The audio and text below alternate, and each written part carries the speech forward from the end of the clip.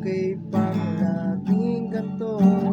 Nalilimutan ka, di ko malaman sa'yo kung ano ang drama mo.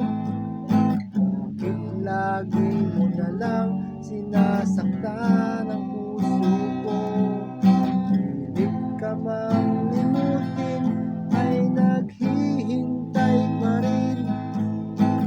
Nagbabaka sakali na muli kang dumating. Bakit ba kay hirap ng kalagayan ko ngayon? Kaya't sa aking sarili ay laging nagtatanong, bakit ba iniwan mo nag-iisa?